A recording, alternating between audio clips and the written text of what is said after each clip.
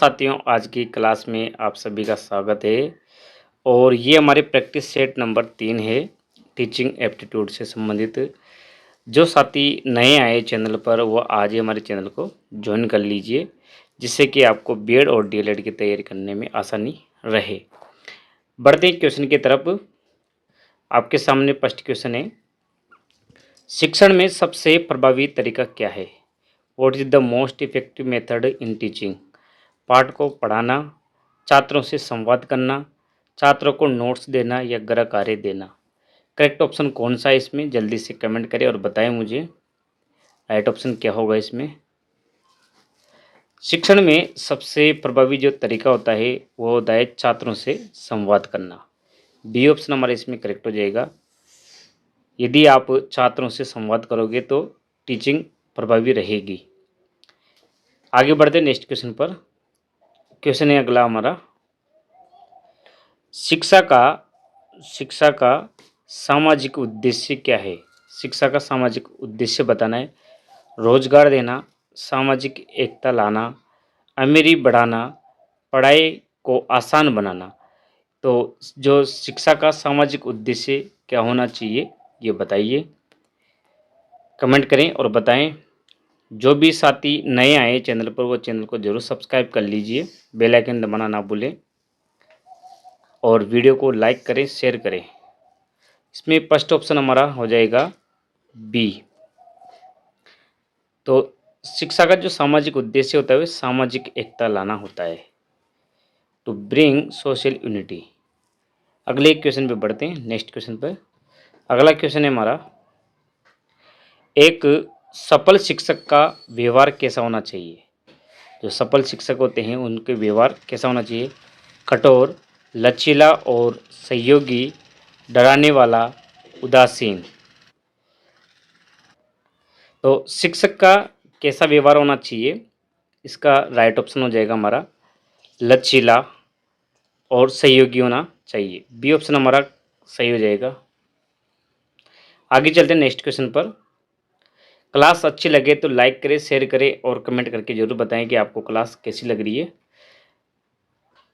Question देखिए आपके सामने है, छात्र की सीखने की क्षमता को बढ़ाने का सर्वोत्तम उपाय क्या है? सीखने की क्षमता बढ़ाने के लिए क्या कर सकते हैं? रटवाने का कार्य, खेल और गतिविधियों के माध्यम से, परीक्षा लेना या सज़ा देना। तो सबसे पहले इम्पोर्टेंट है कि आपको दंड नहीं देना है और रटवाना भी नहीं है। दो ऑप्शन ख़त्म। उसके बाद बचे हमारे पास दो ऑप्शन, परीक्षा लेना या खेल गतिविधियों के माध्यम से। कमेंट करें और बताएं मुझे राइट ऑप्शन क्या होगा आपका। छात्र की सीखने की क्षमता को बढ़ाने के लिए हमें क्या करना चाहिए? तो इसमें हमारा सही ऑप्शन हो जाएगा बी, खेल गतिविधियों के माध्यम से। बी ऑप्शन करेक्ट हो जाएगा। नेक्स्ट क्वेश्चन पर चलते हैं। आपके सामने नया क्वेश्चन देखिए। नेक्स्ट क्वेश्चन है हमारा, मूल्य शिक्षा का प्रमुख उद्देश्य क्या है? मूल्य शिक्षा का परीक्षा में अच्छे अंक लाना, अच्छे नागरिक बनाना, समय का प्रबंधन सिखाना, जानकारी देना। तो इनमें से राइट ऑप्शन क्या होगा मूल्य शिक्षा सिखाने के संबंधित? करेक्ट ऑप्शन पे बताएं कौन सा है इसमें। तो इसमें हमारा सही ऑप्शन हो जाएगा कि मूल्य शिक्षा सिखाने के लिए हमें अच्छे नागरिक बनाने की आवश्यकता है। बी ऑप्शन हमारा इसमें सही हो जाएगा। वीडियो को लाइक एंड शेयर करना ना भूलें। नेक्स्ट क्वेश्चन पे बढ़ते हैं। क्वेश्चन है हमारा अगला, जैसे कि दे रखा है कि बच्चों के सीखने का सबसे अच्छी तरीका क्या है? What is the best way of children to learn? डर से, पुरस्कार से, अनुभव से या अनुशासन से? डर से आप बच्चों को नहीं सिखा सकते, पुरस्कार से भी काम लिया जा सकता है और अनुशासन। ये तीन ऑप्शन में से कौन सा राइट होगा? सबसे बेस्ट ऑप्शन क्या होगा इनमें से बच्चों को सिखाने के सबसे अच्छे तरीका बताएं। जल्दी से कमेंट करें और बताएं मुझे राइट ऑप्शन क्या होगा। तो इसमें हमारा सही ऑप्शन हो जाएगा कि यदि आप अनुभव से बच्चों को सिखा रहे हैं, किसी न किसी वस्तु से जोड़ के सिखाया जाए तो बच्चा जल्दी सीखता है। सी ऑप्शन हमारा इसमें करेक्ट हो जाएगा। आगे बढ़ते हैं नेक्स्ट क्वेश्चन पर। अगला क्वेश्चन है हमारा, अध्यापक का व्यवहार कैसा होना चाहिए? एक अध्यापक का जो व्यवहार है वो कैसा होना चाहिए? How should a teacher behaviour be? अभिमानी, प्रेरणादायक, अनुशासनहीन या कठोर? जल्दी से बताएं कमेंट करके कि राइट ऑप्शन क्या होगा इसमें। आइए इसको ऑप्शन को देखते हैं कि अध्यापक का व्यवहार कैसा होना चाहिए। अभिमानी, बिल्कुल गलत, ऐसा व्यवहार नहीं है। कठोर भी नहीं होना चाहिए। अनुशासनहीन, बिल्कुल सबसे ज़्यादा यही है, अनुशासनहीन, गलत। तो करेक्ट ऑप्शन हमारा बचा है बी, यानी कि एक अध्यापक का व्यवहार एक प्रेरणादायक के रूप में होना चाहिए और उसका व्यक्तित्व भी अच्छा रहना चाहिए। तो बी ऑप्शन हमारा इसमें करेक्ट हो जाएगा। आगे चलते हैं नेक्स्ट क्वेश्चन पर। क्वेश्चन है हमारा नेक्स्ट, विद्यार्थियों के बीच सामूहिक भावना, कौन सी भावना? सामूहिक भावना विकसित करने का सबसे अच्छा तरीका क्या है? The best way to develop team spirit among student is? समूह कार्य, टेस्ट, होमवर्क या पनिशमेंट? पनिशमेंट का कार्य नहीं करना है, तो ये वाला ऑप्शन गलत। और परीक्षा से समूह कार्य की भावना भी पैदा नहीं होती है। गृह कार्य दिया जाएगा तो इससे भी समूह कार्य मतलब समूह की भावना नहीं आएगी। तो ऑप्शन हमारा करेक्ट हो जाएगा ए वाला ऑप्शन करेक्ट हो जाएगा इसमें, कि समूह की भावना पैदा करनी है तो समूह कार्य दिए जाएंगे, जैसे कि पेड़ पौधारोपण कार्य दिया जा सकता है, जिससे कि बच्चों में समूह की भावना पैदा हो सकती है। आगे चलते नेक्स्ट क्वेश्चन पर। क्वेश्चन है हमारा नेक्स्ट, एक कुशल अध्यापक की पहचान क्या है?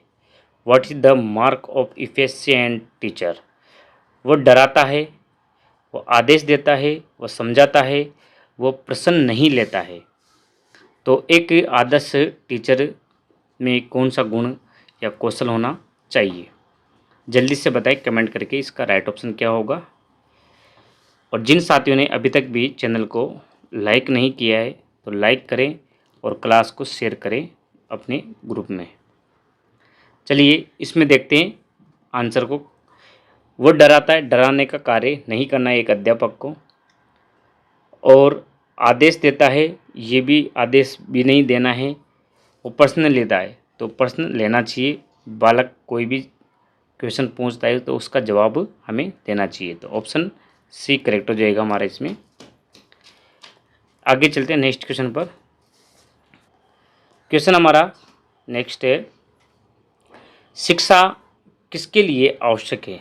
Education is necessary for?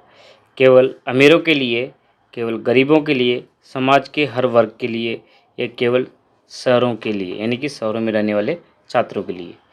तो शिक्षा किसके लिए आवश्यक है? जल्दी से बताएं कमेंट करके। चलिए ऑप्शन पे चलते हैं और इसको करते हैं। केवल अमीरों के लिए ये उचित नहीं है, गरीबों के लिए भी नहीं, केवल शहरों के लिए बिल्कुल गलत। तो इसमें करेक्ट ऑप्शन क्या होगा हमारा? सी, यानी कि समाज के प्रत्येक वर्ग के लिए शिक्षा आवश्यक है। तो सी ऑप्शन हमारा इसमें करेक्ट हो जाएगा। आगे चलते हैं नेक्स्ट क्वेश्चन पर। आपको जब भी क्वेश्चन का आंसर देना है तो आप ऑप्शन को काट के, और एक एक ऑप्शन को काटा जाना चाहिए, उसके बाद ही सही ऑप्शन पे पहुंचना है आपको। तो आपका राइट ऑप्शन टिक हो जाएगा। आगे चलते हैं नेक्स्ट क्वेश्चन पर। क्वेश्चन है हमारा नेक्स्ट, एक शिक्षक को अनुशासन बनाए रखने के लिए क्या करना चाहिए? यदि आप को अनुशासन बनाना है तो क्या करना चाहिए? डराना, मारना, प्रेरित करना या चिल्लाना? तो कौन सा कार्य करना चाहिए जिससे कि अनुशासन बना रहे? करेक्ट ऑप्शन क्या होगा जल्दी से बताएं। और कुछ साथियों का पिछली क्लासों का कमेंट आया था कि क्या इन क्लासों से ही हमारा बीएड में नंबर आ जाएगा? ये जो क्लासें हैं ये आपकी प्रैक्टिस के लिए है, इन्हीं के आधार पर आप और भी तैयारी कर सकते हैं, तो आपका नंबर 100% श्योर है कि आ जाएगा। तो इसमें क्या है कि एक शिक्षक को अनुशासन बनाने के लिए डराने की आवश्यकता नहीं है, ना ही उसे मारने की ज़रूरत है, उन पर चिल्लाने की ज़रूरत नहीं है। अनुशासन बनाना है तो आप उनको प्रेरित कर सकते हैं, अच्छी कहानियाँ सिखा सकते हैं, खेल खिला सकते हैं, तो आपका बच्चों का जो अनुशासन वह अच्छा बना रहेगा। सी ऑप्शन हमारा इसमें करेक्ट हो जाएगा। आगे चलते नेक्स्ट क्वेश्चन पर। क्वेश्चन है हमारा नेक्स्ट, शिक्षक का सबसे बड़ा गुण क्या है?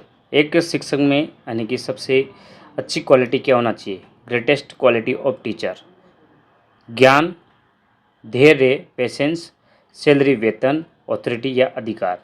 तो एक जो सबसे बड़ी जो क्वालिटी है वो क्या होना चाहिए?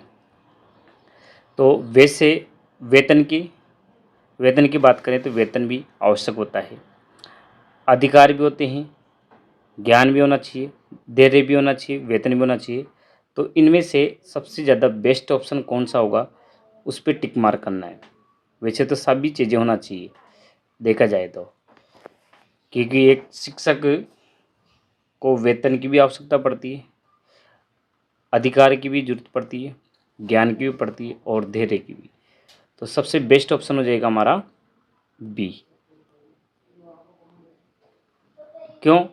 क्योंकि ज्ञान तो होता ही है, यदि आप ज्ञान के साथ अगर धैर्य नहीं रखोगे तो बच्चे आपकी बात नहीं मानेंगे, आप उन पर क्रोधित हो सकते हो। इसलिए आपको क्लास में या जो भी आगे पढ़ाई कराते हैं वहाँ पे आपको धैर्य यानी कि पेशेंस रखने की जरूरत है, ना कि क्रोध करने की। तो बी ऑप्शन हमारे इसमें सबसे ज़्यादा बेस्ट बैठता है। आगे चलते हैं नेक्स्ट क्वेश्चन पर। चलिए क्वेश्चन है हमारा नेक्स्ट, किस प्रकार की शिक्षा आज की दुनिया में सबसे ज़्यादा ज़रूरी है? वो type of education in necessary in today world, धार्मिक, रोजगार उन्मुख, पारंपरिक या औपचारिक। तो कौन सी शिक्षा की आवश्यकता है? जल्दी से बताएं कमेंट करके, और वीडियो को लाइक कर दीजिए एक बार। तो इसमें हमारा जो करेक्ट ऑप्शन देखते हैं पहले क्या है। आज का जो समय है, धार्मिक शिक्षा की कोई आवश्यकता नहीं है। जो ट्रेडिशनल जो शिक्षा है वो ख़त्म हो चुकी है, औपचारिक शिक्षा सभी लेते हैं। तो सबसे इम्पोर्टेंट होती है कि यदि जो शिक्षा प्राप्त कर रहे हैं रोजगार उन्मुख हो तो वो सबसे ज़्यादा बेस्ट होती है। तो बी ऑप्शन हमारा इसमें करेक्ट हो जाएगा। ठीक है, आगे बढ़ते हैं नेक्स्ट क्वेश्चन पर। अच्छा शिक्षक वह है जो, a good teacher is one of, केवल किताबों से पढ़ाए, बच्चों को स्वतंत्र सोचने दे, हमेशा गंभीर रहे, छात्रों को डांटे। तो एक अच्छा जो शिक्षक होता है उसमें क्या गुण होना चाहिए या किस प्रकार का होना चाहिए? छात्रों को डांटने वाला तो कदापि नहीं, हमेशा गंभीर रहेगा तो पढ़ाएगा कब? केवल किताबों से पढ़ाए ये जरूरी नहीं। ऑप्शन हमारा बी सही बच रहा है कि बच्चों को यदि स्वतंत्र रूप से सोचने दे तो वह पढ़ाई में ध्यान देंगे। तो बी ऑप्शन हमारे इसमें करेक्ट हो जाएगा। यही अच्छे शिक्षक के गुण है। आगे चलते हैं नेक्स्ट क्वेश्चन पर। क्वेश्चन है हमारा नेक्स्ट, शिक्षण का मुख्य उद्देश्य क्या है? शिक्षण का जो मुख्य उद्देश्य क्या है? ज्ञान देना, परीक्षा पास कराना, व्यवहार में परिवर्तन लाना या पुस्तकें पढ़ाना। जल्दी से बताएं कमेंट करके कि इसमें राइट ऑप्शन क्या होगा, शिक्षण का मुख्य उद्देश्य क्या है। चलिए इसमें राइट ऑप्शन पे चलते हैं। जैसे कि ज्ञान देना बिल्कुल सही बात है, वैसे इसमें नकार नहीं कर सकते कि शिक्षण का उद्देश्य ज्ञान देना नहीं है। परीक्षा पास कराना ये उचित नहीं है, और पुस्तकें पढ़ाना ये भी इससे ज़्यादा बेटर नहीं है। बचा है कि ज्ञान देना या व्यवहार में परिवर्तन लाना। तो इन दोनों ऑप्शन में से सबसे बेटर ऑप्शन कौन सा है? वो है सी। ज्ञान तो देते ही हैं, इसके साथ आप यदि बालक में कुछ ना कुछ परिवर्तन लाते हैं तो ये इससे ज़्यादा बेटर है। ठीक है, तो ऑप्शन नंबर सी हमारा इसमें करेक्ट हो जाएगा। आगे चलते हैं नेक्स्ट क्वेश्चन पर। चलिए ये क्वेश्चन है कि विद्यालय में छात्रों को सहयोग की भावना सिखाने के लिए क्या कराना चाहिए या करना चाहिए? To teach cooperation in school what should be done. प्रतियोगिता कराएं, समूह कार्य दें, अनुशासन सिखाएं या खेलों का आयोजन करें। तो यदि आपको सहयोग की भावना सिखाना है तो क्या कर सकते हैं, जल्दी से बताएं कमेंट करके।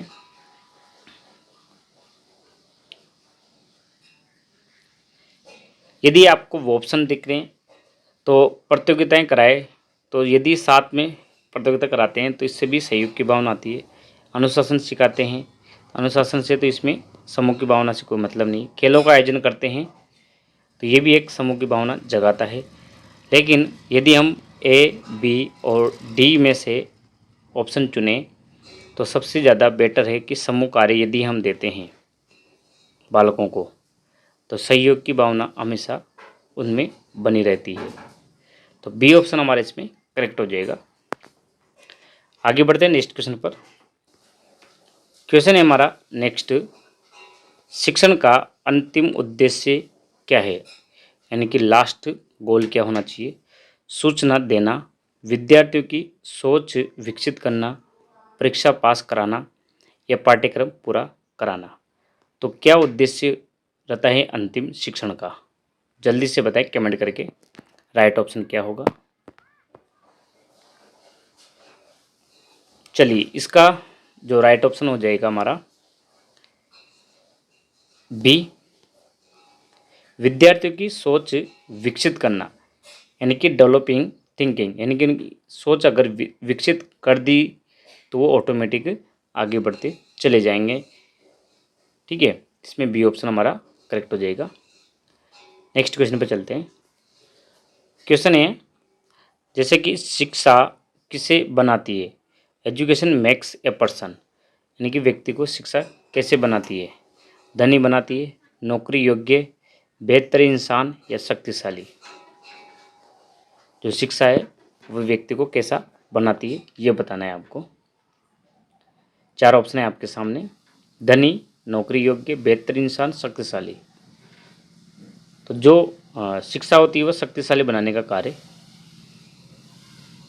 करती है, लेकिन पावरफुल नहीं, माइंड से।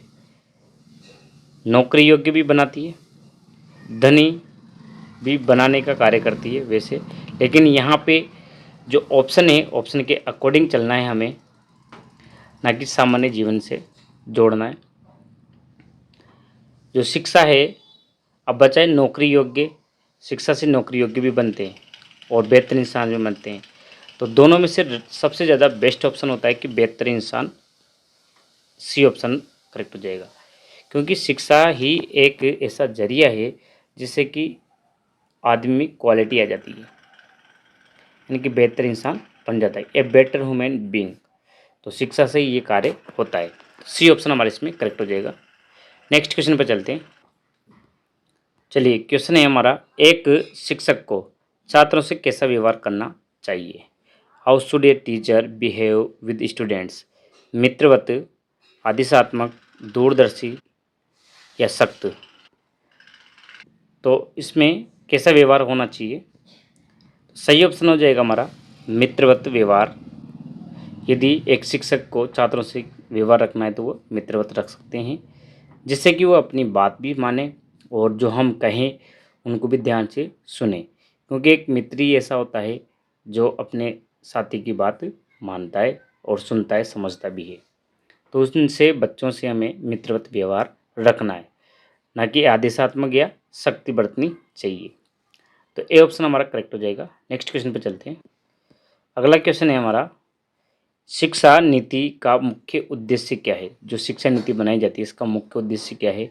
सभी को शिक्षा देना, केवल नौकरी के लिए पढ़ाना, विदेशी शिक्षा प्रणाली अपनाना या पढ़ाई को कठिन बनाना।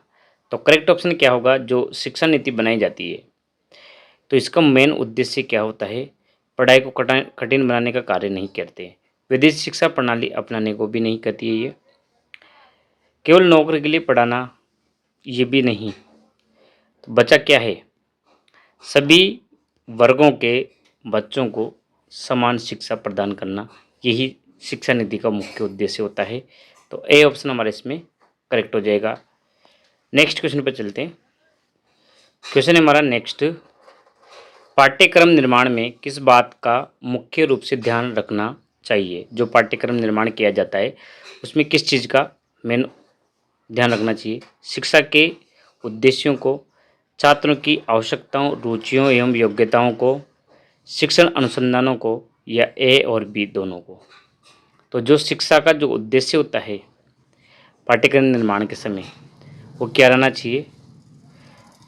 चलिए इसमें देखें तो शिक्षा के उद्देश्यों को शामिल करना आवश्यक है। छात्रों की आवश्यकताओं, योग्यताओं और रुचियों को भी ध्यान रखना चाहिए। अनुसंधान की कोई ज़रूरत नहीं है। बाकी इसमें जो करेक्ट ऑप्शन हो जाएगा हमारा ए और बी दोनों ही सही है। डी ऑप्शन करेक्ट हो जाएगा। आगे चलते नेक्स्ट क्वेश्चन पर। क्लास कैसी लग रही है एक बार लाइक करें और कमेंट करके बताएं कि आपको क्लास कैसी लग रही है। क्वेश्चन है हमारा नेक्स्ट, छात्रों में मौखिक अभिव्यक्ति को विकसित करने का तरीका क्या है? यानी कि छात्रों में मौखिक अभिव्यक्ति को विकसित करने का सही तरीका क्या है? परिचर्चाओं का आयोजन, भाषण प्रतियोगिता का आयोजन, अंत्याक्षरी का आयोजन, या ये सभी कार्य? तो करेक्ट ऑप्शन क्या होगा? जल्दी से कमेंट करें और बताएं मुझे कि मौखिक अभिव्यक्ति के लिए आप क्या कर सकते हैं। परिचर्चाएं करा सकते हैं, बिल्कुल सही बात है। भाषण प्रतियोगिता से भी अभिव्यक्ति होती है और अंत्याक्षरी से भी होती है, यानी कि ये तीनों ऑप्शन करेक्ट हो जाएंगे हमारे। डी ऑप्शन इसमें सही है। आगे चलते नेक्स्ट क्वेश्चन पर। क्वेश्चन है हमारा नेक्स्ट, छात्रों को गृह कार्य दिया जाए वह पढ़ाए गए पाठ पर आधारित होना चाहिए, पहले पढ़े गए पाठ पर आधारित ज्ञान को बढ़ाने वाला होना चाहिए, या पूर्व ज्ञान पर आधारित और उसे दोहराने वाला होना चाहिए? तो जो छात्रों को गृह कार्य दिया जाता है वो किस प्रकार का होना चाहिए ये बताना है आपको। 4 ऑप्शन है आपके सामने, जल्दी से बताएं कमेंट करके। जो छात्रों को गृह कार्य दिया जाता है, जो गृह कार्य दिया गया है वो पढ़ाए गए पाठ पर आधारित होना चाहिए, बिल्कुल सही बात है। पहले पढ़े गए पाठ पर आधारित ज्ञान को बढ़ाने वाला भी होना चाहिए, और पूर्व ज्ञान पर आधारित और उससे दोहराने वाला भी होना चाहिए। ये सभी ऑप्शन सही है। टी ऑप्शन हमारा इसमें करेक्ट हो जाएगा। अगले क्वेश्चन पे चलते हैं। क्लास कैसी लग रही है एक बार कमेंट करके जरूर बताएं मुझे। क्वेश्चन है हमारा नेक्स्ट, शिक्षक राष्ट्र निर्माता है, इस कथन पर आपकी क्या प्रतिक्रिया है? यानी कि जो शिक्षक होता है वो राष्ट्र का निर्माता होता है, इस कथन पर आपकी क्या प्रतिक्रिया होना चाहिए? ये केवल एक आदर्श वाक्य है, या भ्रष्ट नेताओं के आगे शिक्षकों की कुछ नहीं चल पाती है? ये वास्तविकता है क्योंकि शिशु ही आगे चलकर राष्ट्र में सक्रिय भूमिका निभाते हैं, या इनमें से कोई नहीं? तो ये एक आदर्श वाक्य ही नहीं बनकर रह जाता। या भ्रष्ट नेताओं के आगे शिक्षकों की कुछ नहीं चलती, ये भी नहीं है, और ये डी वाला तो है ही नहीं। तो ऑप्शन हमारा सी सही बैठता है कि यह वास्तविकता है क्योंकि जो शिशु होता है यानी कि बालक होता है आगे चलकर वही राष्ट्र में सक्रिय भूमिका निभाता है, यानी कि वही राष्ट्र का निर्माता कहलाता है, क्योंकि वही शिक्षक ही बालक को आगे चलकर भविष्य निर्माता या राष्ट्र का निर्माता बनाता है, उसी बालक को। तो इसमें सी ऑप्शन करेक्ट हो जाएगा हमारा। आगे चलते नेक्स्ट क्वेश्चन पर। अगला क्वेश्चन है हमारा, शिक्षण की सबसे कमज़ोर विधि कौन सी? कमज़ोर विधि के बारे में बताना है कि सबसे ज़्यादा वीकेस्ट मेथड ऑफ टीचिंग। संवाद विधि, दृश्य श्रव्य विधि, प्रोजेक्ट विधि, ये सब नवीन विधियां हैं, लेकिन जो पाठ्य पुस्तक विधि है तो इसमें हमें कमज़ोर विधि के बारे में देखना है कि सबसे जो पुरानी विधि भी पाठ्य पुस्तक की विधि है। तो डी ऑप्शन हमारा इसमें सही हो जाएगा। संवाद विधि, दृश्य श्रव्य विधि और प्रोजेक्ट विधि ये नवीन विधियां हैं, ठीक है। तो और ये जो पाठ्य पुस्तक विधि है सबसे कमज़ोर विधि है, इससे पढ़ाते वक्त ज्ञान का वर्धन कम होता है। आगे चलते नेक्स्ट क्वेश्चन पर। क्वेश्चन है हमारा नेक्स्ट, विद्यालय में पर्यावरण शिक्षा से आपका क्या अभिप्राय है? यानी कि जो विद्यालय में पर्यावरण शिक्षा दी जाती है इससे क्या अभिप्राय है? छात्रों में पर्यावरण का ज्ञान हो जाए, या पर्यावरण को दूषित होने से बचाया जा सकते हैं, छात्रों को मनोरंजन हो, या छात्रों में पर अतिरिक्त बोझ डालना? तो जो पर्यावरण का उद्देश्य होता है, या अभिप्राय होता है छात्रों पर अतिरिक्त वजन डालने की जरूरत नहीं है। मनोरंजन भी है, बिल्कुल ये भी सही बात है। और ज्ञान होना ये भी सही बात है। तो सबसे ज़्यादा बेस्ट ऑप्शन हमारा कौन सा है? तो सबसे ज़्यादा करेक्ट जो ऑप्शन बैठता है वो है कि इससे पर्यावरण को दूषित होने से बचाया जा सकता है। यदि हम पर्यावरण की शिक्षा प्रदान करेंगे बालकों को, तो इससे पर्यावरण जो प्रदूषित हो रहा है उसके बारे में उनको जानकारी होगी, और जानकारी होगी तो वो जो प्रदूषण होने से बचा सकते हैं। तो बी ऑप्शन हमारे इसमें सही होगा। आगे चलते हैं नेक्स्ट क्वेश्चन पर। क्वेश्चन है हमारा नेक्स्ट, प्रौढ़ शिक्षा किन व्यक्तियों के अधिकार में होनी चाहिए? प्रौढ़ जो शिक्षा है वो किन के अधिकार में होनी चाहिए? सरकार के हाथों में, शिक्षित व्यक्तियों के हाथों में, गैर सरकारी समितियों के हाथ में, या उपयुक्त से सभी के हाथ में? प्रौढ़ शिक्षा किसके हाथ में रहना चाहिए? ये गैर सरकारी जो समितियां हैं इनके हाथ में रहना चाहिए, जिससे कि जो प्रौढ़ावस्था में व्यक्तियों को शिक्षा प्रदान की जा सके। तो सी ऑप्शन है इसमें करेक्ट हो जाएगा। आगे चलते हैं नेक्स्ट क्वेश्चन पर। क्वेश्चन नेक्स्ट है हमारा, निःशुल्क और अनिवार्य प्राइमरी शिक्षा लागू होने के फलस्वरूप बालकों में साक्षरता बढ़ी, ग्रामीण क्षेत्रों में साक्षरता बढ़ी, देश में साक्षरता बढ़ी। ये सभी जो निःशुल्क अनिवार्य जो प्रारंभिक शिक्षा है वह एक्ट 2009 के तहत इसको लागू किया गया है। RT एक्ट RTE लागू किया गया है। तो इससे क्या प्रभाव पड़ा है ये बताना है आपको, जल्दी से बताएं कमेंट करके। बिल्कुल सही बात है कि फर्स्ट नंबर का ऑप्शन कि बालकों में साक्षरता बढ़ी है, ग्रामीण क्षेत्रों की जो साक्षरता स्तर है वो भी बढ़ा है, और देश में इससे साक्षरता बढ़ी है। बिल्कुल तीनों ऑप्शन बिल्कुल सही है हमारे। तो डी ऑप्शन है इसमें करेक्ट हो जाएगा। आगे चलते नेक्स्ट क्वेश्चन पर। क्वेश्चन है हमारा अगला, किस विधि से छात्र सबसे अधिक और अच्छी तरह सीखते हैं? यानी कि वो कौन सी विधि है मोस्ट इम्पोर्टेंट जिससे बालक सबसे ज़्यादा सीखता है? देखकर, स्वयं करके, सुनकर, या पढ़कर? जल्दी से बताएं। ये सभी जानते होंगे कि बालक सबसे ज़्यादा किस चीज़ से सीखता है, यानी कि कौन सा मेथड काम में लें उससे ज़्यादा सीखेगा। जल्दी से बताएं कमेंट करके। आइए इसका जो ऑप्शन देखते हैं। फर्स्ट नंबर, देखने से एक ही ज्ञानेंद्रिय काम आती है, सुनने से भी एक ही आती है, पढ़ने से बोलना और सुनना दोनों काम आती है। लेकिन यदि हम देखें कि स्वयं करके देखेगा तो इससे बोलना भी है, सुनना भी है, यानी कि सभी ज्ञानेंद्रिय कार्य करती है। तो सबसे ज़्यादा इसी से सीखेगा, स्वयं करके, बाय योर सेल्फ। तो बी ऑप्शन इसमें करेक्ट हो जाएगा हमारा। चलिए आगे बढ़ते हैं नेक्स्ट क्वेश्चन पर। चलिए ये क्वेश्चन देखिए, और ये आज की क्लास का हमारा लास्ट क्वेश्चन है। शिक्षा तभी सार्थक होगी जब, यानी कि शिक्षा सार्थक कब होती है? पाठ्यक्रम केंद्रित हो, छात्र केंद्रित हो, रोजगार केंद्रित हो, या समाज केंद्रित? चलिए इसका कमेंट करें आंसर। और जिन साथियों ने अभी तक भी चैनल को सब्सक्राइब नहीं किया तो वो ज़रूर कर लीजिए, जिससे कि आने वाली वीडियो का नोटिफिकेशन मिल जाए। ठीक है, और वीडियो को लाइक करें एंड शेयर करना ना भूलें। तो इसमें हमारा करेक्ट ऑप्शन बी हो जाएगा, यानी कि जो शिक्षा तभी सार्थक होगी जब छात्र केंद्रित रहेगी, यानी कि जो मेन पॉइंट छात्र रहेगा इसमें। तो ये थी हमारी आज की क्लास। आपको कैसी लगी है कमेंट करके ज़रूर जाएं, और वीडियो को अभी तक भी लाइक नहीं किया तो लाइक करें, शेयर करें एंड कमेंट करना ना भूलें। और जो साथी नए हैं वो चैनल को ज़रूर सब्सक्राइब करके जाएं। Thank you for watching. फिर मिलेंगे नेक्स्ट वीडियो में।